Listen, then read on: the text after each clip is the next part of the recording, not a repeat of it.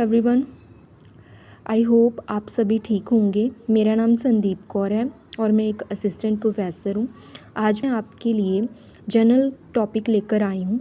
इसका कॉन्सेप्ट आपको बताऊँगी क्या होती है जर्नल।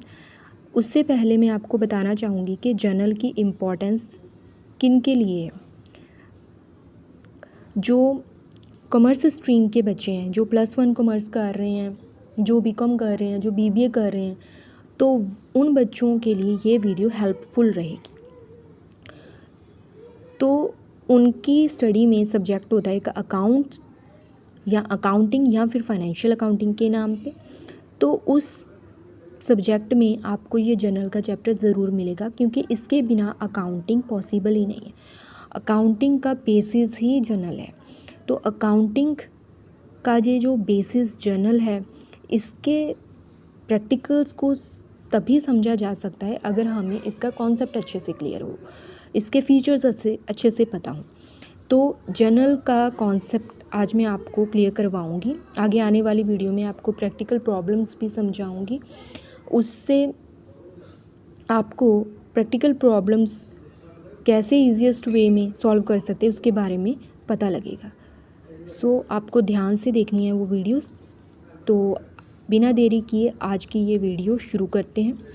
तो ये जो जर्नल वर्ड है, ये जर्नल वर्ड फ्रेंच वर्ड जर से लिया गया, जिसका मतलब होता है डे। तो जर्नल का मतलब इससे क्या बनता है, डेली रिकॉर्ड, या तो डेली बेसिस पे जो हम रिकॉर्ड करते हैं।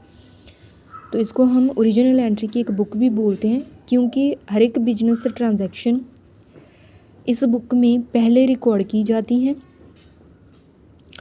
स्मॉल बिजनेस के केस में ट्रांजैक्शन की गिनती ज़्यादा नहीं होती, इसलिए जर्नल ही एक ऐसी बुक होती है जिसमें हम ट्रांजैक्शन रिकॉर्ड करते हैं और उसी को ओरिजिनल एंट्री की बुक बोला जाता है। बिग बिजनेस के केस में ट्रांजैक्शन की गिनती काफ़ी ज़्यादा होती है, इसलिए एक जर्नल में उसे नहीं रिकॉर्ड किया जा सकता।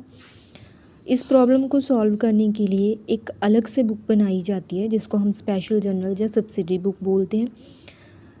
ये स्पेसिफिक ट्रांजैक्शन के लिए होती है जिनका नेचर सेम होता है। अगर मैं एग्जांपल लेके समझाऊँ आपको, तो जो परचेज़ बुक होती है, जो सेल बुक होती है, तो परचेज़ बुक में सिर्फ परचेज़ के साथ रिलेटेड ट्रांजैक्शन ही रिकॉर्ड करेंगे और सेल के साथ रिलेटेड ट्रांजैक्शन सेल बुक में जाएंगी। तो ऐसी बुक्स को हम स्पेशल जर्नल्स बोलते हैं। तो जर्नल में जो एंट्रीज़ होती हैं, एंट्रीज़ मीन्स कि जो अकाउंटिंग लैंग्वेज में हम लिखते हैं। तो जर्नल में एंट्रीज क्रोनोलॉजिकल ऑर्डर में रिकॉर्ड की जाती है। क्रोनोलॉजिकल ऑर्डर का मतलब डेट वाइज या serial wise, as and when the business transaction occur, जैसे जैसे बिजनेस ट्रांजैक्शन हुई है उसको वैसे ही रिकॉर्ड करना। तो एग्जांपल लेकर समझाया गया है इसमें कि अगर कोई ट्रांजैक्शन 21 जून को हुई है और एक ट्रांजैक्शन 8 जून को हुई है, तो पहले हम कौन सी रिकॉर्ड करेंगे, 8 जून वाली रिकॉर्ड करेंगे। 21 जून वाली ट्रांजैक्शन हम बाद में रिकॉर्ड करेंगे। यही एक सही तरीका है। अगर आपने पहले ये रिकॉर्ड कर ली, ये बाद में रिकॉर्ड करी, तो ये रॉन्ग वे है, ऐसे नहीं हमने करना। तो ये तो था इसका कॉन्सेप्ट। अब हम इसकी एक डेफिनेशन देख लेते हैं, जिससे हमें क्लैरिटी हो जाएगी कि एक्चुअल में ये जर्नल है क्या। रॉबर्ट एंथनी के अकॉर्डिंग जर्नल अकाउंटिंग ट्रांजैक्शन का एक क्रोनोलॉजिकल रिकॉर्ड है। ये आपको बात पता चल गई होगी आई होप, जिसमें हमें अकाउंट्स के नाम दिए गए होते हैं जो डेबिट या क्रेडिट हुए होते हैं, उनकी अमाउंट्स दी गई होती हैं जो डेबिट या क्रेडिट की गई होती हैं और डेबिट एंड क्रेडिट की गई होती हैं। अगर कोई सप्लीमेंट्री इन्फॉर्मेशन है वो इसके फुटनोट में दी गई होती हैं, ताकि हमें पता चल सके कि ये ट्रांजैक्शन है किसके बारे में है। तो ये एक डायरी की तरह है। सो ये तो था जर्नल का कॉन्सेप्ट। आई होप आपको अच्छे से जर्नल का कॉन्सेप्ट क्लियर हुआ होगा।